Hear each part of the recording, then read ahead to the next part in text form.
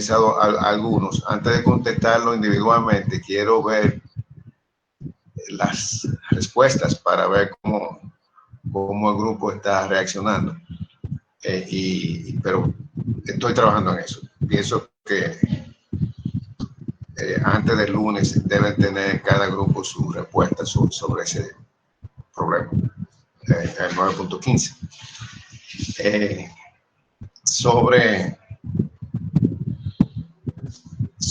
el problema, el tema de Ponchón Savarit, yo le envié algunas cosas para que lo vean de manera general, cosas que ya habíamos presentado aquí, como la presentación de PowerPoint y otro documento que también habla sobre el tema. Y iba a decir tenía, pero tengo todavía el plan de que resolvamos un problema por el método de Ponchón Savarit. Se me ocurrió primero ver un ejemplo de un problema resuelto que está en el libro de texto de Treibal. Ese ejemplo es el 9.8. Y me puse a analizarlo y a verlo. Y llegué a la conclusión de que no era bueno para nosotros revisarlo, porque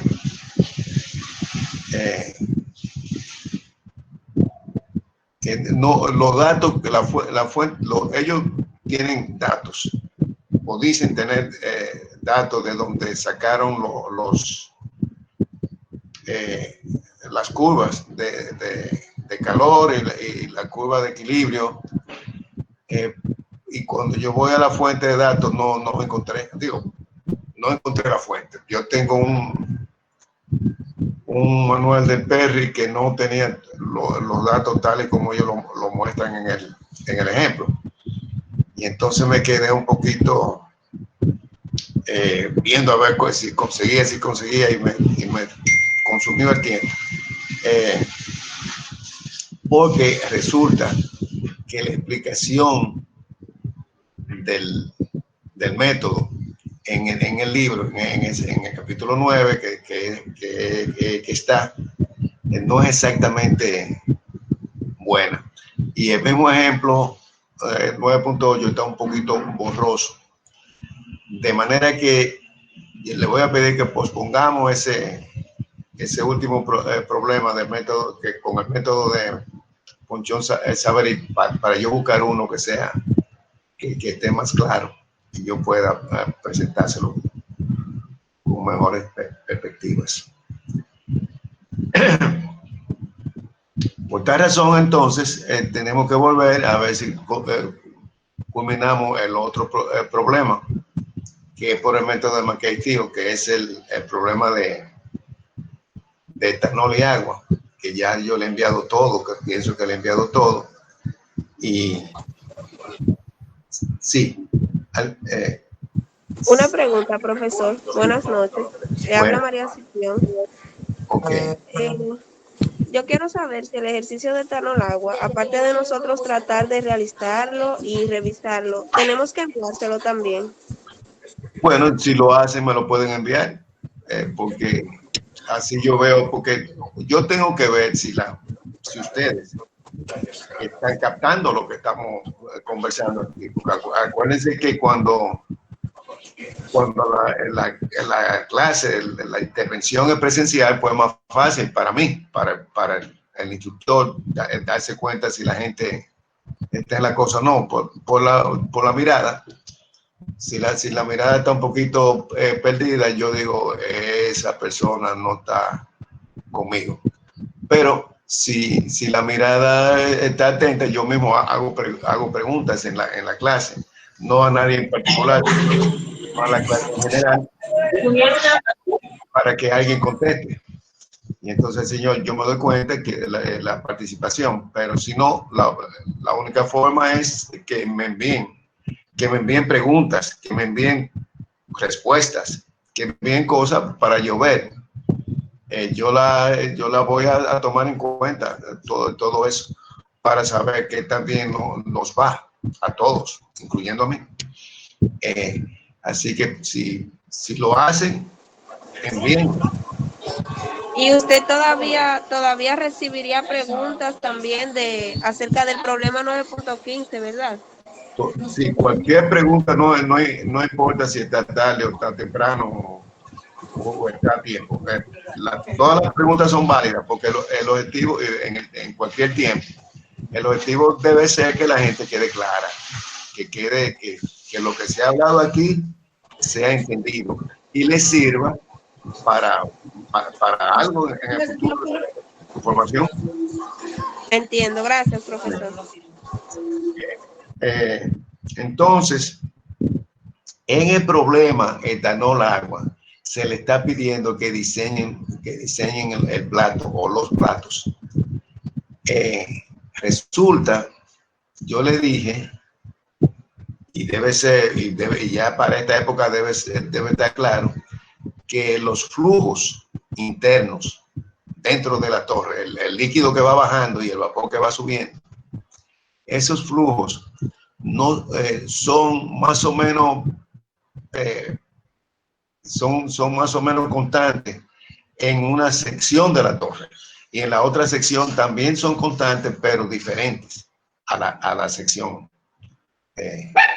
Me explico. En la sección de rectificación, los flujos son más o menos constantes. El líquido que va bajando es constante de plato a plato, y el vapor que va subiendo es más o menos constante también de plato a plato. O sea que en esa sección de la torre, que es la sección de rectificación, el tráfico, que es como yo le llamo, el tráfico de fluido dentro de lo que está dentro de la torre es constante. Ahora, el líquido que va bajando desde el reflujo, cuando llega al plato de alimentación, se encuentra con la alimentación. Y entonces la alimentación, que normalmente tiene mucho líquido, se le suma al líquido que va bajando. Entonces, de la alimentación hacia abajo, el líquido normalmente aumenta el flujo. Y por lo tanto va a ser diferente al flujo del líquido de arriba. En la sección de agotamiento, el flujo de líquido normalmente es mayor que en la sección de rectificación. Asimismo, el vapor, pero es constante, es decir, es más o menos constante. Por lo menos eso es lo que asume el método de McKay-Thiele, que es constante desde el plato de alimentación hasta el fondo.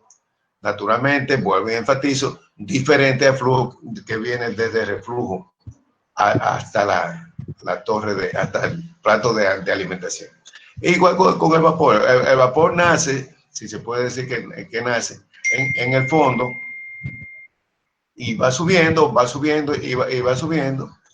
Y cuando llega al plato de alimentación, si la alimentación tiene vapor, pues ese vapor se le suma y entonces el flujo cambia. Abajo tiene un flujo más o menos constante, y arriba también es constante, pero diferente a la zona de abajo. Ojalá que eso se entienda. Si no se entiende, con toda tranquilidad, ustedes me dicen en un correo o en un mensaje: profesor, no se entendió. Y entonces yo buscaré la forma de decirlo un poquito diferente, o de escribírselo, o de mandarle un dibujo, una imagen, para que se vea. Pero si se vuelven a referirse a aquel trabajo que yo le llamo del profesor, creo que sueco, ¿no? O no sé, que habla que describe, y pienso que muy bien describe el método de McKay-Thiele. Ahí se ve, ahí hay una imagen que se ve lo que yo he estado tratando de explicar, que los flujos son constantes en cada zona. Por eso, inclusive, en la zona de rectificación, el flujo de líquido es L. Y L0, L1, L2, así. Pero L0 y L1 y L2 son iguales, según el método de Mercader. Los flujos molares, el flujo molar, ¿verdad? Y lo representan con la letra L.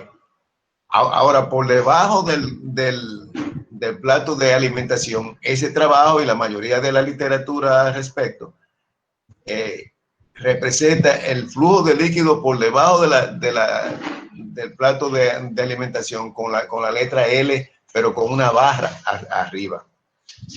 L barra. Igual con el vapor. El vapor, ese trabajo habla de B de Víctor en vez de G.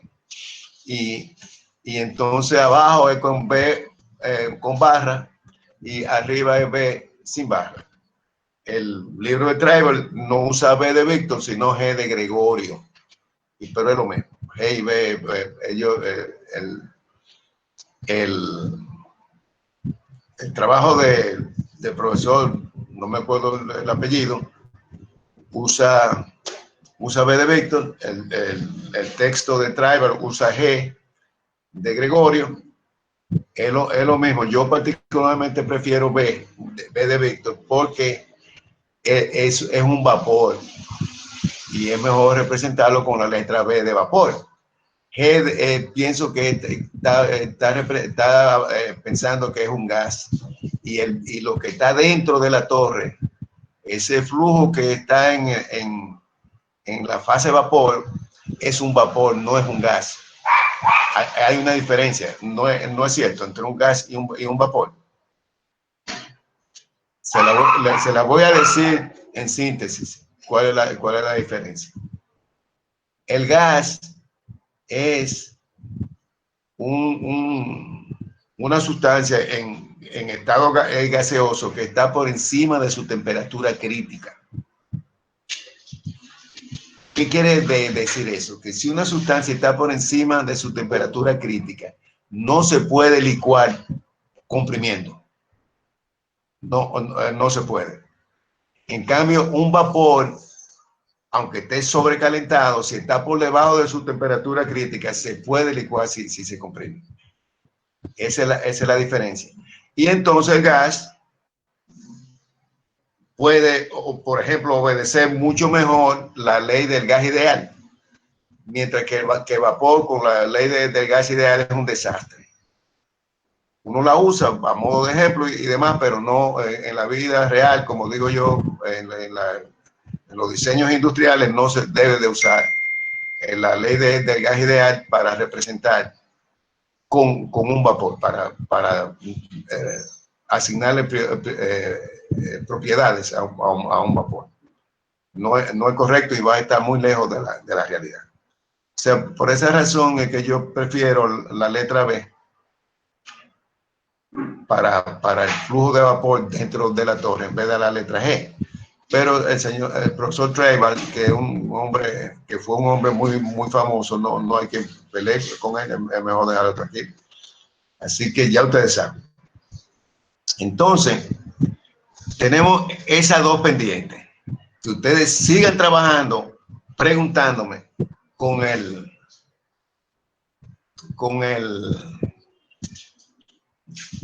problema etanol-agua, y yo tengo el compromiso de buscar un ejemplo, un problema que explique bien el método de Ponchon-Savary.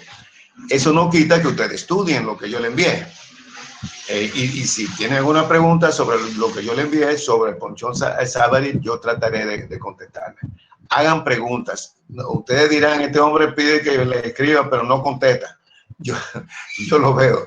Yo los veo, los correos. A veces algunos no lo abro inmediatamente, pero sí los veo. Y comienzo a abrir poco a poco para poder hacer un trabajo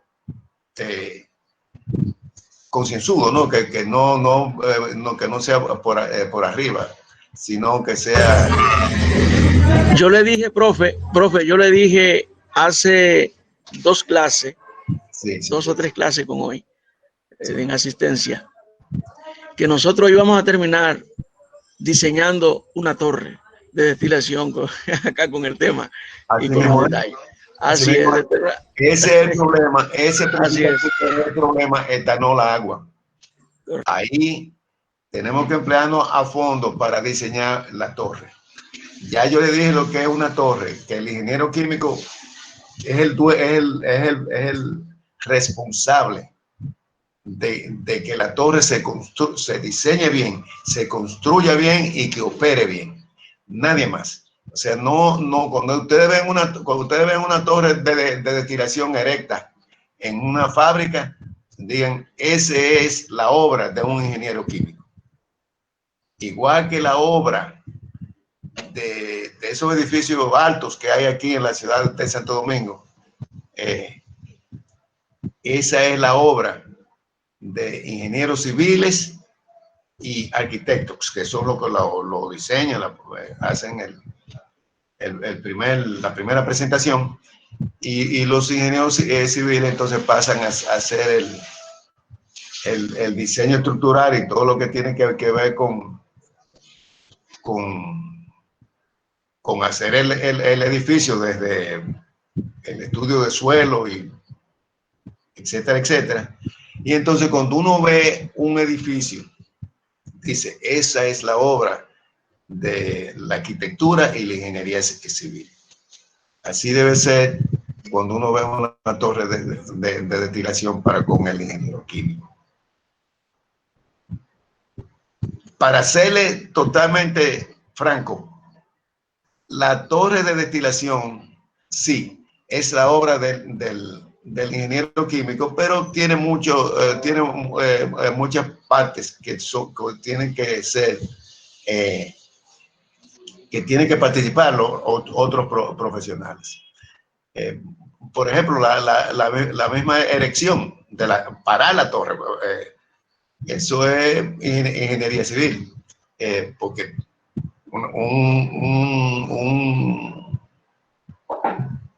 una estructura que pesa, el suelo tiene que sostenerla.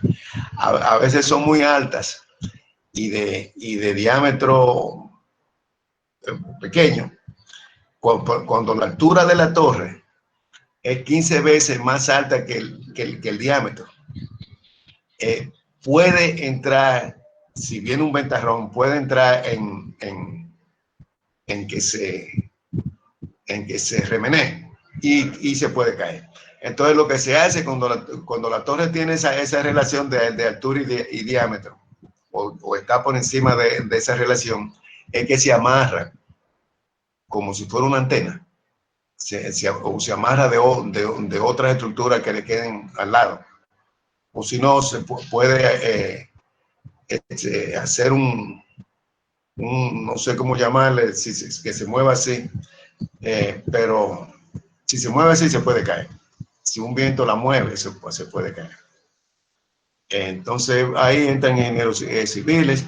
Obviamente cuando se trata hay una pila de tuberías que están alrededor de una torre de destilación, que es la tubería que lleva la alimentación, la tubería que saca el vapor desde arriba hacia el condensador y del condensador al receptor del líquido que sale, ¿no? Hay bombas, que aunque el ingeniero químico tiene mucho que ver con bombas, es el ingeniero mecánico que la fabrica realmente. Y así, hay otro, en todas las obras hay otros profesionales que participan, incluyendo un edificio habitacional. Porque ¿quién hace el cemento para hacer los blogs y demás? Así que ya ustedes saben. Entonces, vamos ahora a entrar en el nuevo tema, porque ya estamos más allá de la mitad del módulo. si ustedes revisan el tiempo y el programa, debemos estar hablando ya de absorción. Y esta tarde, más temprano, yo le mandé unas opiniones, una descripción que yo escribí hace un tiempo atrás para introducir el tema de absorción. Naturalmente, el tema está también muy discutido en el texto, transferencia de masa de Treiber. Ese es el capítulo 8. Déjeme mostrarle el libro que me dijeron que yo sí se lo envié. Si alguien no lo tiene, pues yo lo envío de nuevo y ya está. Vamos a ver.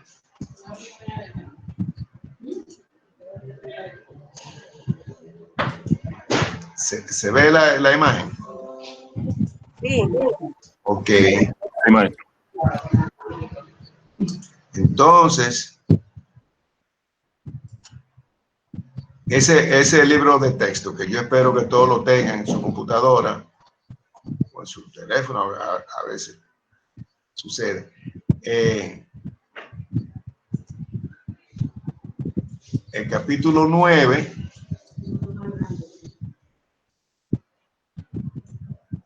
absorción de gases. Ese es el capítulo 9, absorción de gases, que comienza en la página 306. Ese es el tema, el otro tema del módulo que nos toca discutir. Y ese tema, absorción de gases, tiene mucha afinidad con la protección al medio ambiente, porque en la industria nuestra muy a menudo se producen gases que, si no se atrapan, se van al ambiente, en gases tóxicos. Inclusive en la industria eléctrica, donde la planta es una planta termoeléctrica que se alimenta con combustible fósil.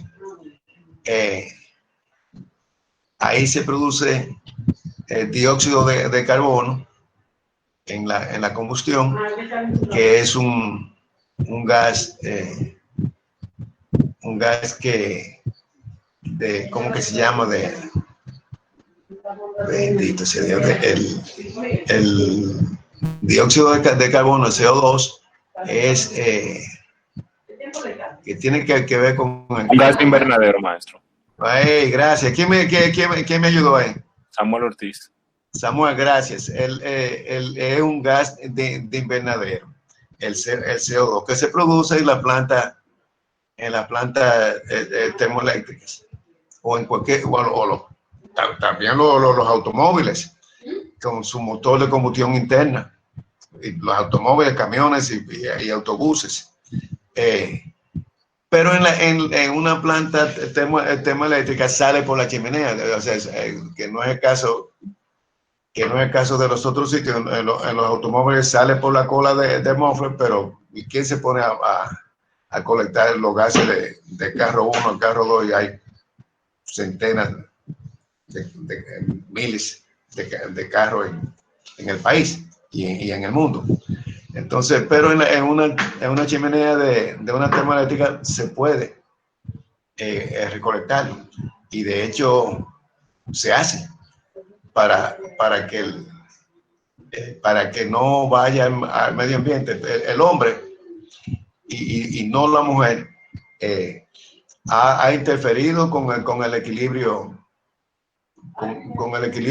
de la vida antes, porque los humanos también expulsan CO2.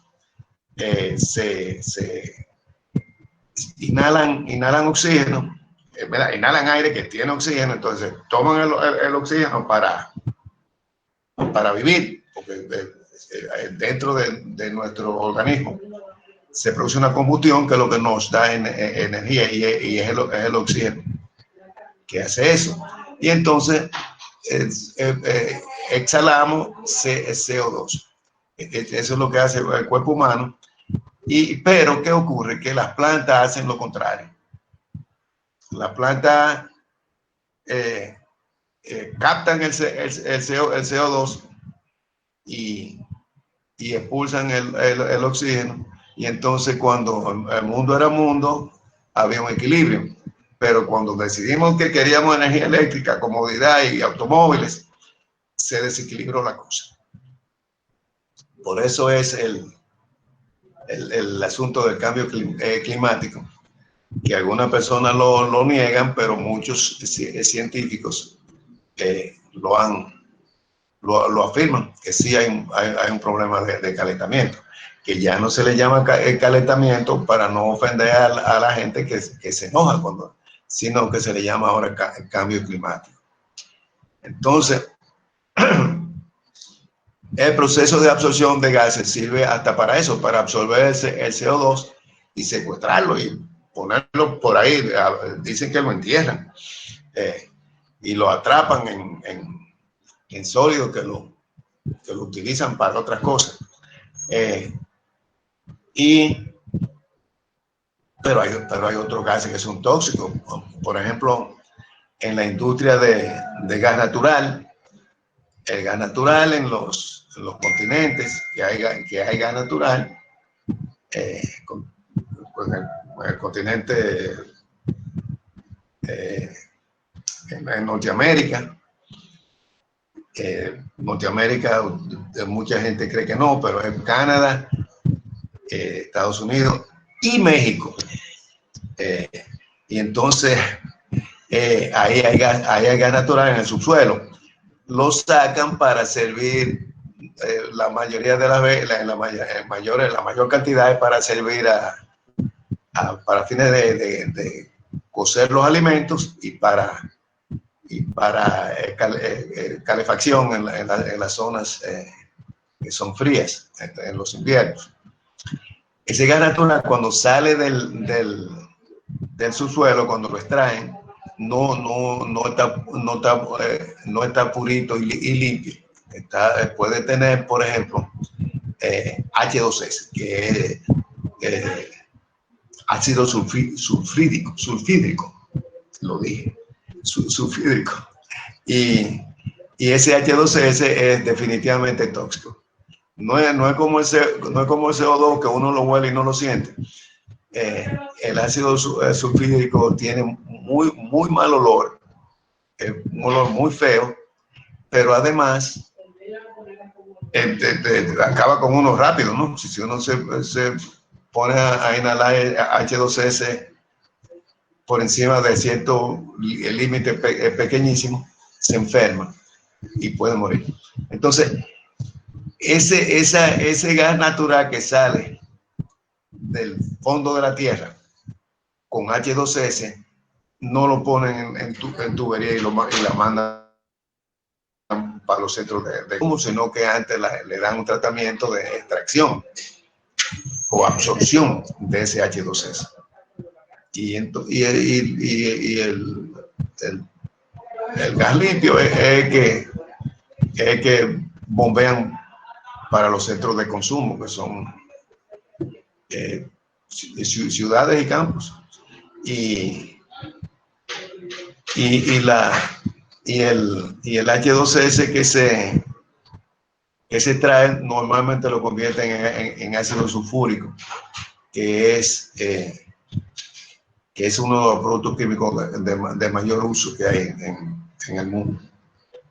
O sea que vamos a ver eso, ejemplo de absorción de CO2 y ejemplo de absorción de H2S.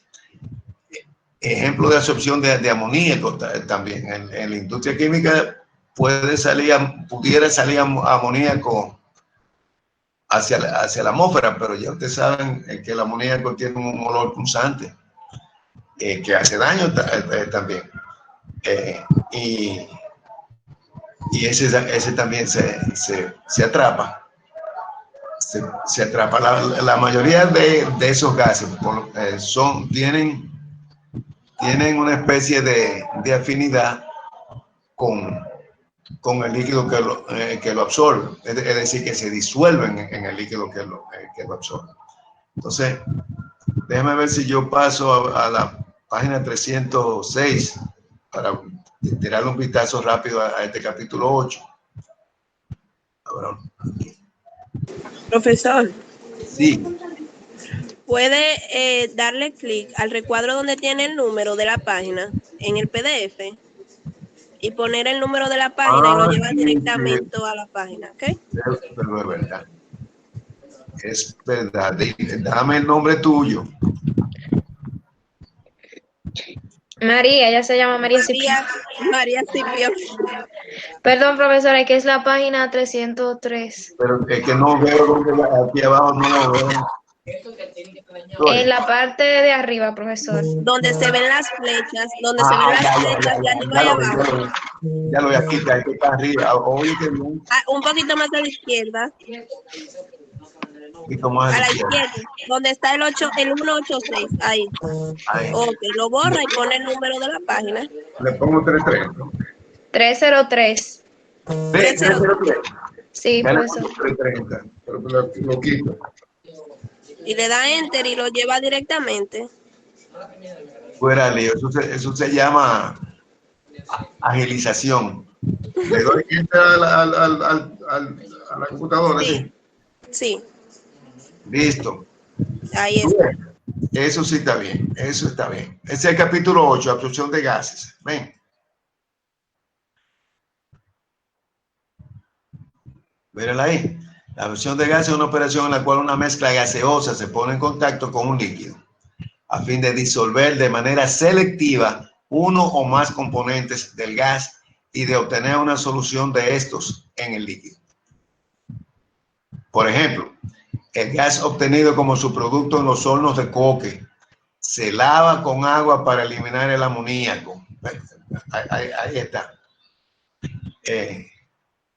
Ahí está un ejemplo real.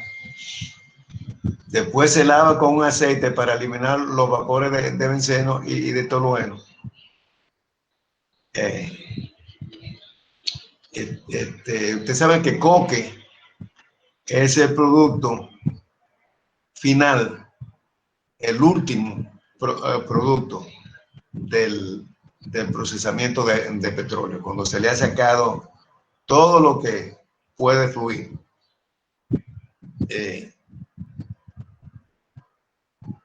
Gas licuado de petróleo, gasolina, queroseno, aceite combustible diésel, un aceite más pesado que le dicen bunker C, y si siguen sacándole cosas queda una suerte de sólido que es el coque, pero para exprimirlo bien lo someten a un calentamiento donde sale entonces eso que dice aquí, donde sale el amoníaco. Y si le siguen exprimiendo, sale entonces el benceno y tolueno. Y no queremos que eso se vaya a la atmósfera. El sulfuro de hidrógeno que les mencioné, que yo lo llamé por otro nombre, es el H2S. En fin, no le voy a leer todo eso porque ustedes lo pueden hacer. ¿En qué tipo de equipo se pone en contacto ese gas que contiene esos componentes que pueden ser problemáticos? Ese gas se pone en contacto con un líquido que va a absorber esos componentes, uno o más de uno. Ese equipo se llama una torre de absorción.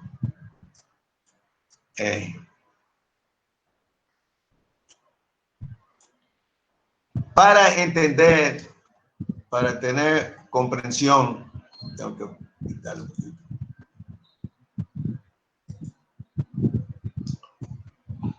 Para tener comprensión del proceso, hay que estudiar la solubilidad de gases en líquidos, porque hay que escoger, una vez a uno le presentan el problema, tiene que absorber amoníaco. No podemos dejar que esos gases que salen, que son mayoritariamente nitrógenos y gases inofensivos, pero que tiene amoníaco. Tenemos que buscar un líquido que absorba ese amoníaco. Eso significa que tenemos que estudiar la solubilidad de amoníaco en los líquidos. Y esta curva, esta figura, nos da algunos datos de la solubilidad de amoníaco, comenzando con su presión parcial.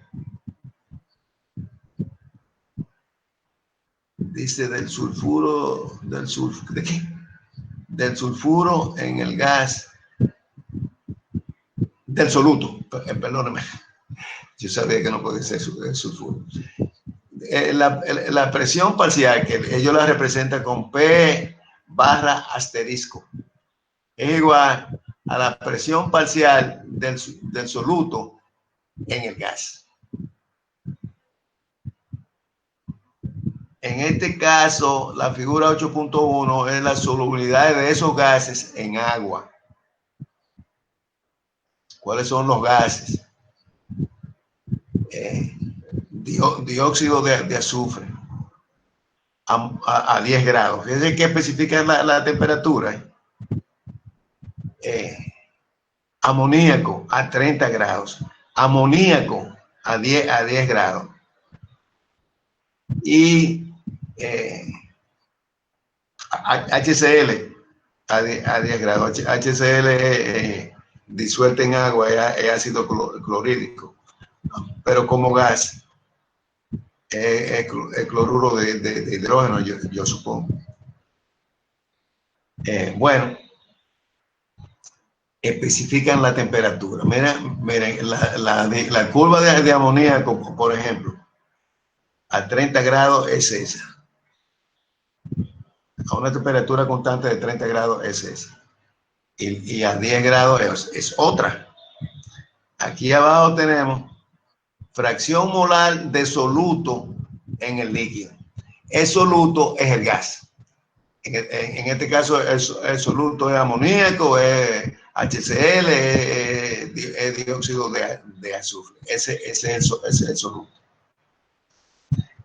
El agua viene siendo el solvente o el disolvente, como quieran llamarlo. Entonces, fíjense que cuando la fracción molar del soluto en agua es 0.1 y el soluto es amoníaco,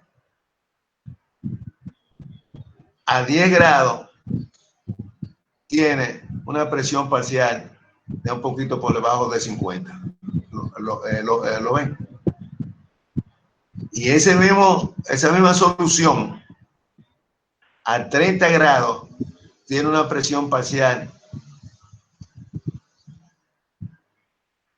vamos a decir que de 115, algo por encima de 100.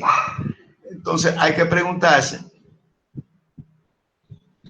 es más como de 100, sí, como entre 115 y 120. Hay que preguntarse, amoníaco, ¿a qué temperatura es más, de acuerdo a esas lecturas, a qué temperatura es más soluble en agua? ¿A 10 grados? Que si fuera 0.1, con la misma concentración de amoníaco en el líquido. A 10 grados tiene esa presión parcial y a a 30 grados tiene esa presión parcial. Es más soluble amoníaco a 30 grados en agua, a 30 grados o a 10 grados. Esa es la pregunta. Yo le voy a contestar. Es más soluble a 10 grados. ¿Por qué? Porque la presión parcial es menor. Si a la misma concentración el soluto está menos presente en la fase gaseosa, entonces es porque es más soluble, porque necesita menos presencia para que se disuelva la misma cantidad. ¿Se entendió? Repita, por favor, profesor. Decimos que es más soluble el gas a menor temperatura porque la presión es menor. La presión parcial del gas. Okay. La presión parcial del gas. Mira, eso es una máxima de la gente que estudia absorción, por hablar concretamente. Los gases son más solubles mientras menor en el líquido, en cualquier líquido, mientras menor es la temperatura. Véanlo al revés. ¿Qué es lo que hay que hacer para conseguir que agua común tenga menos oxígeno disuelto y menos nitrógeno? Ustedes, eso es, la suma de oxígeno 21% y nitrógeno 79%, por decir nada más que esos dos. Eso es aire. Aire está compuesto mayoritariamente por nitrógeno, mucho, y por oxígeno, digamos que menos. Y aire se disuelve en agua. Pregúntele a la gente que hace vapor en una caldera, que tienen que desairear el agua que va a alimentar la caldera. Tienen que desairearla porque si no le quitan el aire, el oxígeno sobre todo. Cuando el agua llega al interior de la caldera, a esa temperatura es muy corrosiva y se acaba con el interior de la caldera. Entonces, el agua tiene que entrar a la caldera libre de oxígeno y de paso de nitrógeno. ¿Y qué es lo que le hacen? Que la calientan. La calientan para que se vaya el aire. Si la enfrían, se queda el aire. La bebida gaseosa tienen CO2. Fíjense si el CO2 envenena, que uno se toma un sorbo o dos de cola y es cargado de CO2. O sea que el CO2 realmente no es mucho peligro, que no sea como gas de invernadero.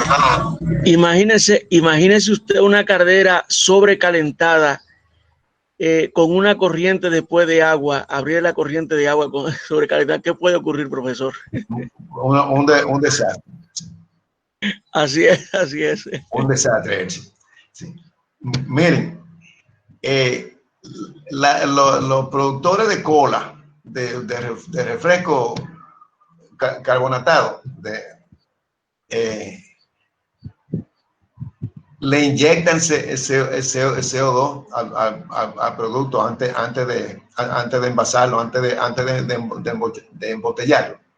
¿Y cómo lo hacen? Frío, muy frío.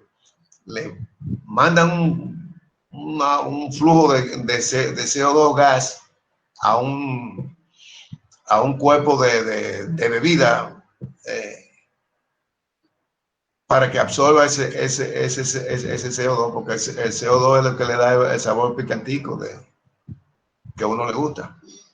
Digo, yo particularmente hace mucho que no tomo Coca-Cola, porque digo, déjame dejar eso. Profe, un ejemplo claro.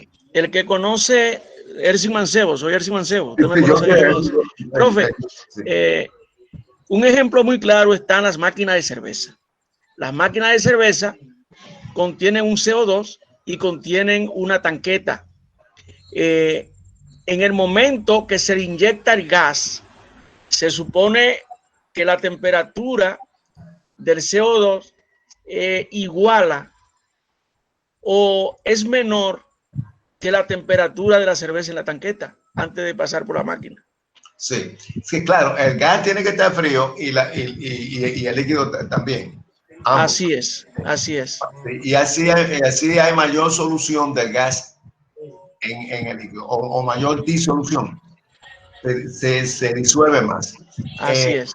O sea que hay que entender eso bien. Entonces, esta gráfica lo que dice es que cuando el gas en la zona, ¿verdad?, en la fase gaseosa, tiene una presión de vapor, una presión parcial baja. Esta presión parcial baja, si el sistema está a 10 grados, tanto el gas como el líquido, en este caso agua, se disuelve esa cantidad en el líquido. En cambio, para que se disuelva esa cantidad en el líquido a 30 grados, tiene que haber mucho gas en la parte gaseosa. Ojalá que ese se entienda, pero la máxima es que los gases se disuelven con mayor vela si la temperatura es baja, tanto del gas como del líquido. Así es como funciona. Y eso es bueno que ustedes lo estudien, esa primera parte, porque hay que estudiar la solubilidad de gases en líquido para entender bien el tema de solubilidad, de absorción. Esa es una cuestión importante. Entonces,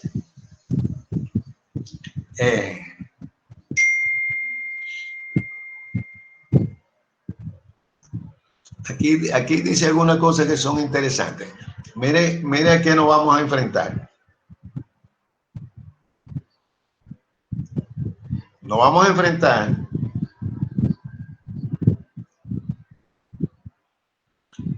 nos vamos a enfrentar a que una corriente de gas va a ser contactada, va a entrar en contacto con un líquido con el propósito de disolver no todo el gas, sino un componente que tiene el gas. Eso ya lo tocamos antes. Es decir, una corriente de aire que tiene un poquito de amoníaco, pero suficiente para que haga daño a la atmósfera, para que las leyes medioambientales prohíban que ese gas con amoníaco vaya al ambiente. Entonces, se pone en contacto, en el caso de amoníaco, que es muy soluble en agua, se pone en contacto con agua, ambos tan a baja temperatura como sea posible, y el propósito es que el agua va a disolver el amoníaco y no el aire. Sabemos que el aire tiene cierta solubilidad en agua, pero para estos ejercicios y en general, inclusive a nivel industrial, se dice que, o se desestima la cantidad de aire que pueda disolverse en el agua, y solo se toma en cuenta la solubilidad de amoníaco en el agua. Así el problema se hace más entendible y más fácil de resolver, pero además está muy apegado a lo que es cierto, ¿no? Lo vamos a ver cuando comencemos a hacer los problemas específicos. Y uno de los problemas favoritos es la absorción de amoníaco en agua, porque inclusive tenemos los datos ahí en esa figura, ¿no?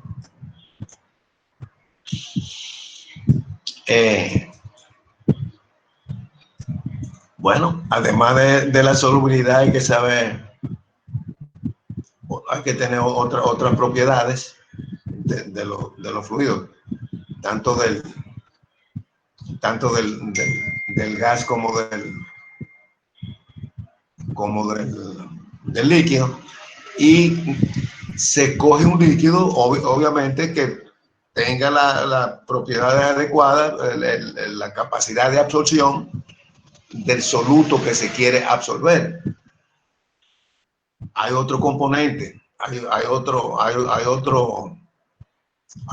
motivo de selección, que es que no puede ser un líquido que cueste todo el dinero del mundo.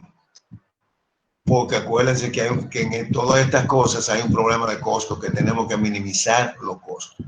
Si lo hacemos a todo costo y a cualquier costo, no vamos a competir. No se puede. Cuando, ¿verdad? Uno le va a decir al medio ambiente, no, si yo tengo que hacer un líquido que cueste todo dinero, mejor pago la multa.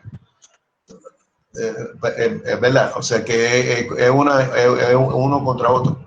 ¿Alguien iba a decir algo? No, ok. Entonces, miren, esto es importante, miren. Esa es la ley de Raoult. Ustedes la han oído antes, el nombre. Y quiere decir que la presión parcial es igual a la presión de vapor por la fracción molar del soluto en la solución. No, dice que el asterisco se utiliza para indicar el equilibrio, es decir, es porque está en equilibrio. Okay. Bueno, la ley de Raoult presume equilibrio. Y entonces viene algo que también se acepta como bueno y válido, es que la suma de las fracciones parciales es estoy diciendo bobería. La suma de las presiones parciales es igual a la presión total. Esa es la ley de Dalton, creo. Le pone nombre. Y dan algunos ejemplos de datos aquí. Por ejemplo, lo que pasa es que creo que le mencioné que el libro, cuando lo escanearon, esta versión, parece que el escáner no hacía el mejor trabajo del mundo y a veces pone cosas que no es o lo saca fuera de línea. Y en fin, pero aquí tenemos una columna que tiene los componentes: metano, etano, propano, butano normal, etano normal. Eso es un gas que tiene metano 1.2, etano 0.4, propano 0.16, butano 0.12 y pentano 0.12. Dice que 1.2 es igual a 0.6 por 2. Habrá que ver lo que es. Entonces, dice que la presión parcial en Newton entre metro cuadrado por 10 a la menos 5. Wow. Esa es la presión de vapor. Ustedes saben lo que es presión de vapor. Yo creo que se lo dije antes. Sí, maestro, sí, efectivamente. Sí. Presión de vapor, voy a repetírselo brevemente. La presión de vapor de un fluido está precisamente definida para un fluido puro y solo depende de la temperatura. Una vez nos dan el fluido y nos dicen la temperatura, podemos obtener un manual o experimentalmente, como se haga, la presión de vapor. No depende de la presión total de nada, no depende de que ande alguien dándole vueltas a nada. Solo depende de la temperatura. Entonces, ahí nos están dando la presión de vapor de esos componentes a 24 grados Celsius. Y las unidades en Newton entre metros cuadrados por 10 a la menos 5. Eso es sencillamente maravilloso. Y la fracción molar en el líquido es igual a la presión parcial sobre la presión de vapor. Eso viene de arriba, no viene de aquí. ¿Dónde estaba? Ahí va, ahí viene. ¿Qué fue lo que hice?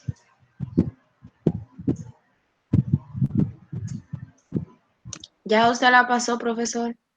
Pero veo, no la que estoy lejos. Señora. El inicio del tema empieza en la 303 y ya usted está en la 259.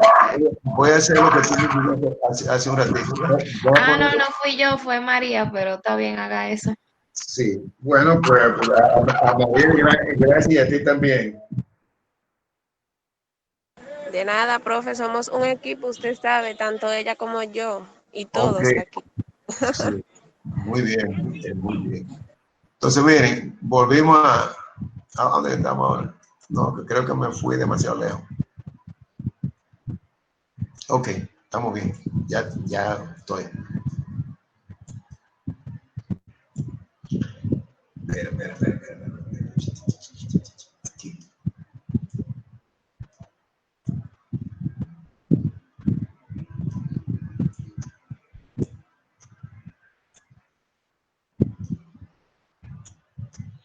Se me perdió la cosa.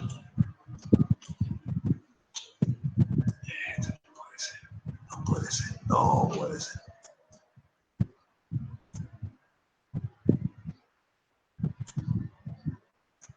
Usted estaba, profesor, en la página 307. Sí. Yo le dije. Profe, yo le quería hacer una pregunta a lo que usted va buscando, el tema que está buscando. Okay. En las termoeléctricas se están utilizando el proceso de absorción de gas para evitar el escape de monóxido de carbono a la atmósfera. No es monóxido, es CO2. Conocimiento, no tiene. Sí, pero yo creo que en la planta termoeléctrica de Punta Catalina, que es una planta que es alimentada por carbón, el carbón produce un poco más de CO2 que los otros combustibles fósiles. Y ahí están absorbiendo con D, absorbiendo el CO2 en un sólido, en un hecho sólido.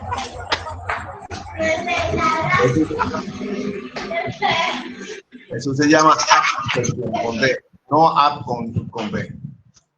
Aquí está. Disculpa, profesor. Ajá. Para el compañero, que para la próxima, cuando él haga una pregunta, que luego de su pregunta se mutee, porque él tiene una serie de ruidos de fondo que no nos permiten escuchar su respuesta.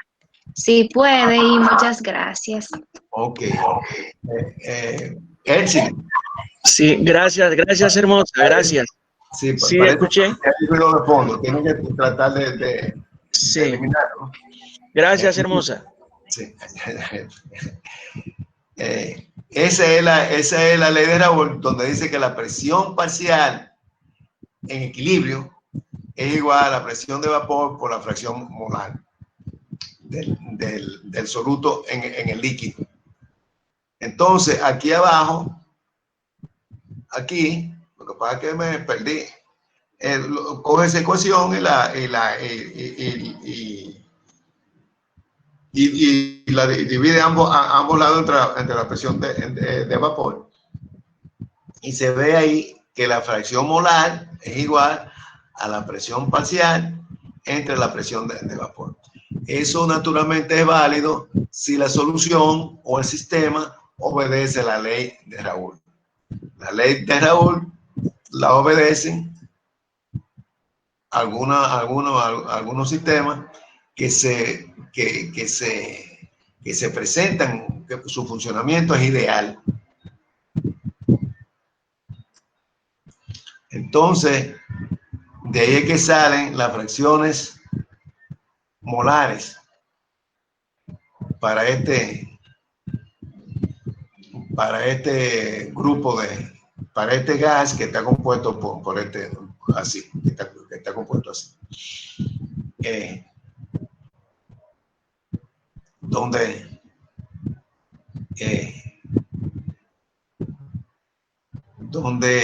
estamos hablando de 24 grados, y así se puede generar una curva a 24 grados igual que la que tenemos allá arriba, que teníamos amoníaco y dióxido de sulfuro. Entonces, como yo le dije que eso era ideal, aquí hay un poquito cubre un poco lo que son soluciones líquidas no ideales, es decir, las que no son tan obedientes a la ley de Raoult. Y por eso introducen un factor que no es precisamente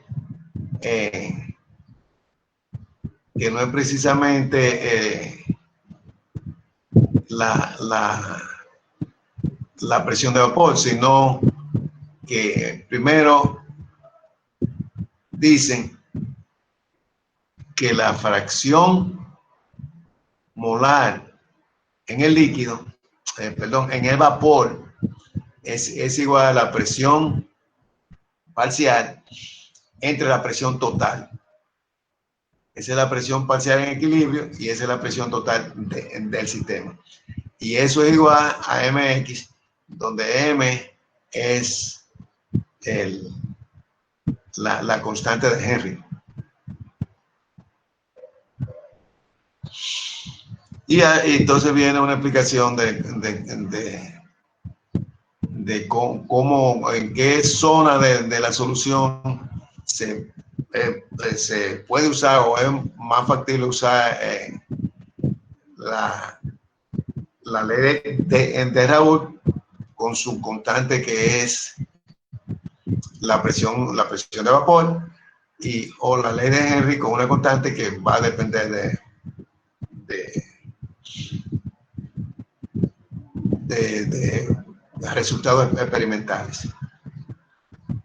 Eso puede ver cuando se usa uno y otra fácilmente, cuando el soluto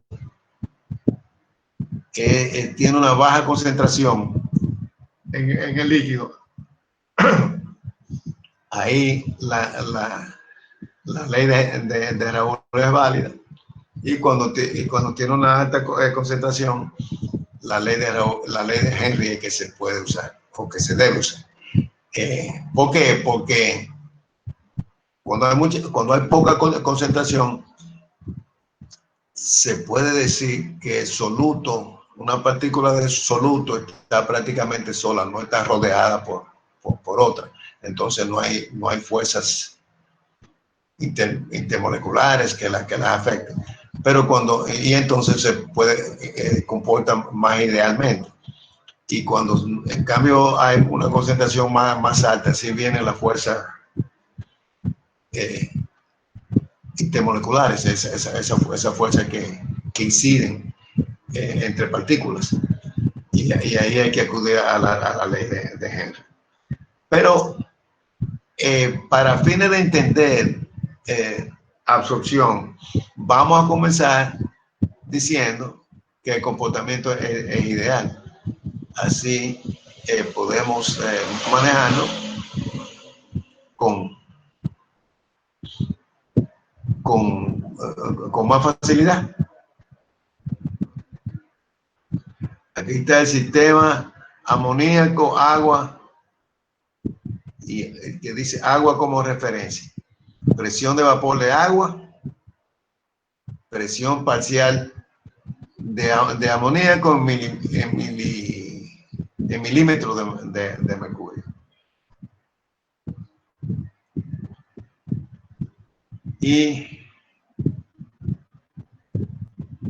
estos son porcentajes molares de amoníaco en el líquido. 5, 10, 15, así. Temperatura. Es una curva relativamente compleja, pero sí, la vamos a ver con más, yo dije curva, una figura, una gráfica. La vamos a ver con más cuidado. Naturalmente, tienen que tratar ustedes de entenderla, porque esa es de las cosas que vamos a usar para extraer el amoníaco a una corriente de aire con agua. ¿A qué temperatura la hacemos? ¿Con qué flujo? Etcétera, etcétera. Aquí le va a decir algo que ya yo le mencioné, que la elección del disolvente, no se lo mencioné totalmente completo, pero la elección de qué disolvente elegimos para extraer un soluto en particular. Bueno, obviamente el soluto tiene que tener afinidad con el disolvente, o sea que se disuelva, y el disolvente tiene que tener que sea asequible en términos de costos. No sé si ellos mencionan costo aquí, pero créanme que el costo es importante. Entonces, aquí está. Bueno, el disolvente no puede ser muy volátil porque entonces se va. Aquí está esta es una gráfica, una imagen de una torre de absorción.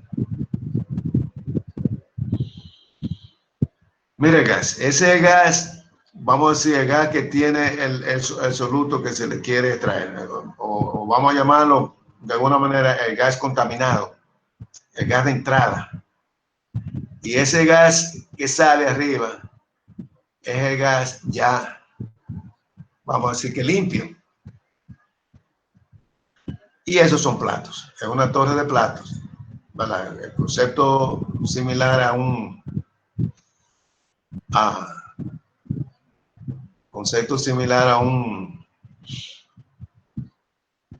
una torre de destilación. Esta es interesante porque tiene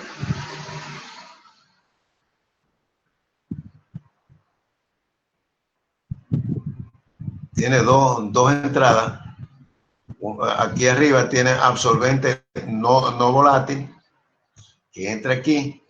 El gas va subiendo, así. Aquí hay eso ahí no es un plato, es como que divide la torre en dos. Entonces ese gas sube ahí y aquí ve otro líquido que es el absorbente, porque aquí entra un disolvente aquí, que es que se encuentra con el gas. Disolvente va bajando así. Así. Y baja la solución cargada del soluto que entró con el gas. Y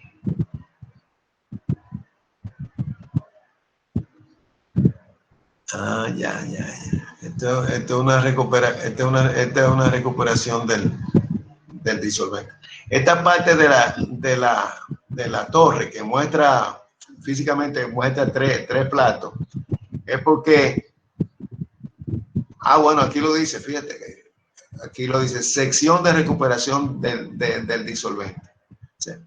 El disolvente entra por aquí. Esta realmente es la torre de absorción. Aquí se absorbe el soluto, el soluto del gas. Entonces, de aquí para adelante se presume que ese gas que entra a esa sección aquí lleva disolvente atrapado o entramado, y con este absorbente el gas, el disolvente se agarra, no se atrapa, no permite que salga, no.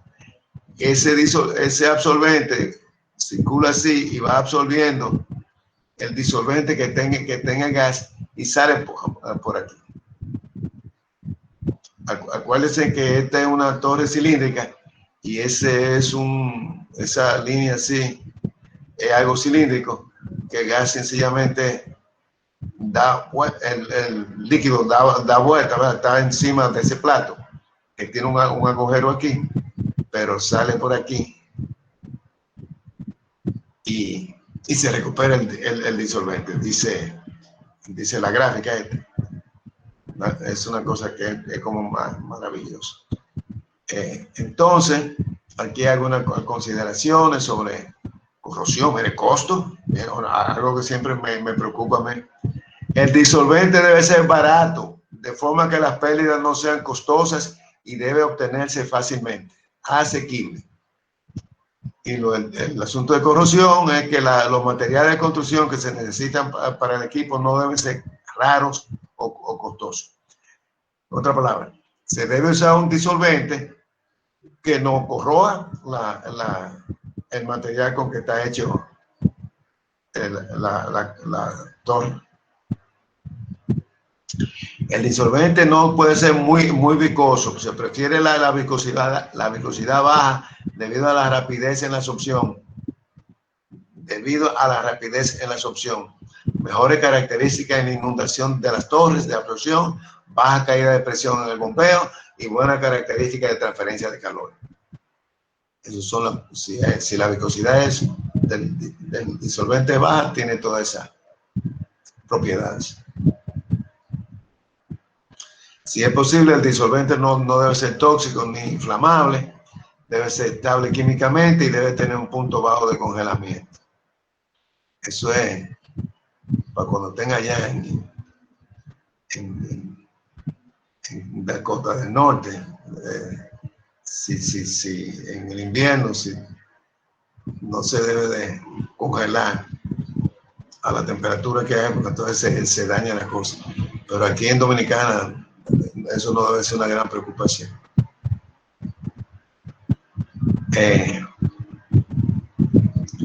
Bueno, el flujo, como ustedes vieron aquí, es en contracorriente, ¿verdad? Diferente a una torre de destilación. Esto tiene una suerte de alimentación por el fondo. O sea, es la alimentación porque ese es el gas que se quiere tratar. Y este sería una especie de reflujo, pero que viene de por allá, ¿no? Acuérdense que en una torre de destilación el reflujo se genera del mismo vapor que sale y vuelve.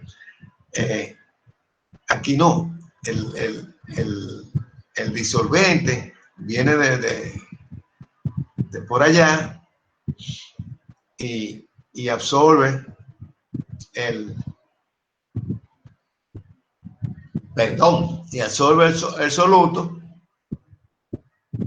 Entonces esa solución, que es rica en soluto, va a una especie de disolvedor, donde a esa solución se le quita el soluto, que es el villano que entra por aquí. Aquí se le quita y ese soluto ya concentrado se dispone de él.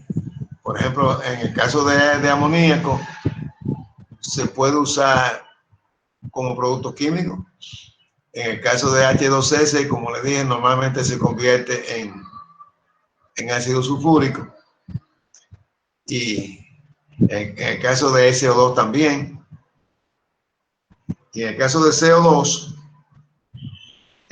puede ser que se haga hielo seco con él, pero ¿cuánto hielo seco se puede hacer? Hacen algo, hacen hielo seco. Hielo seco sirve para refrigerar. El CO2 que se captura de la chimenea de una termoeléctrica, por ejemplo, o de un proceso químico, ese CO2 no se puede usar para hacer refresco carbonatado, o no se debe.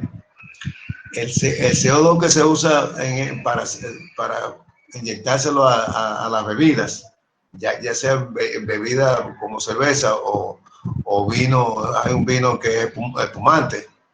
No sé si le gusta a ustedes el espumante, a mí no. Champán. El champán es un vino espumante, así mismo es. Que uno no se, como que no lo asume como vino, pero bueno, es una bebida espumante. Sumamente espumante. Así es, esa bebida espumante, que son bebidas potables para ingerir, no, el fabricante de esa bebida no se le permite usar CO2 que no sea de producto de la fermentación, que no sea un CO2. Profe, hay una bebida, permiso, profe, hay una bebida refrescante que en la capital se vende mucho, más que en cualquier lugar. Es el Maví de bejuco indio cuando se fermenta. Sí, el Maví de bejuco indio cuando se fermenta se convierte más tarde en espumante.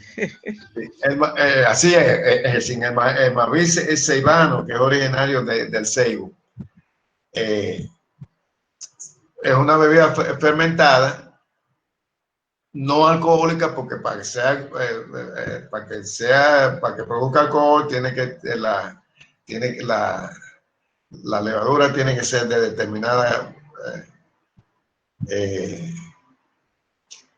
de determinado tipo y tiene que tener azúcar. No sé si el bejuco indio cumple con eso, pero la bebida no es alcohólica, sí es fermentada porque viene de un fermento.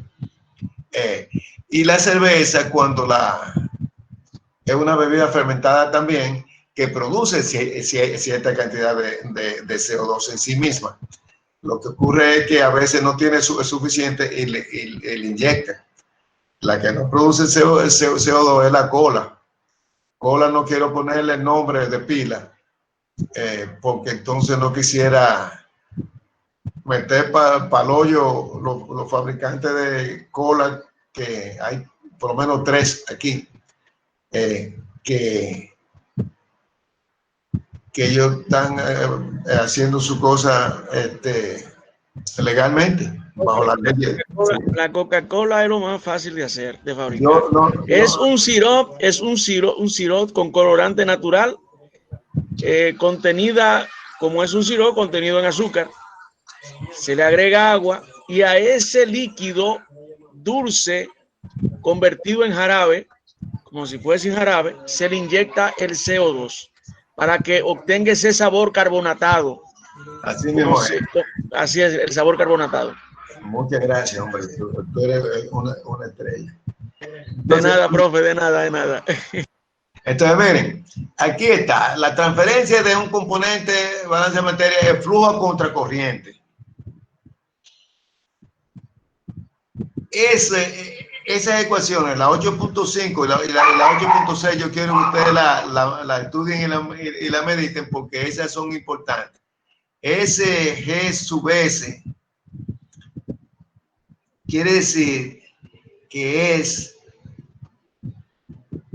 el flujo de gas libre de soluto.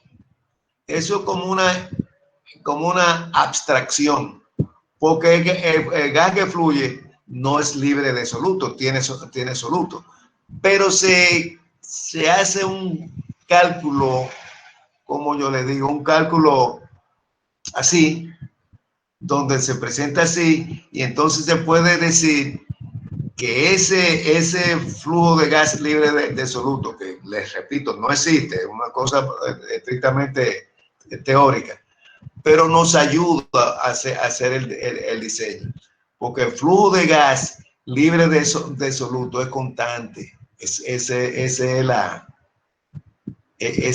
es ahí que te truco, ¿no? Mire, aquí está.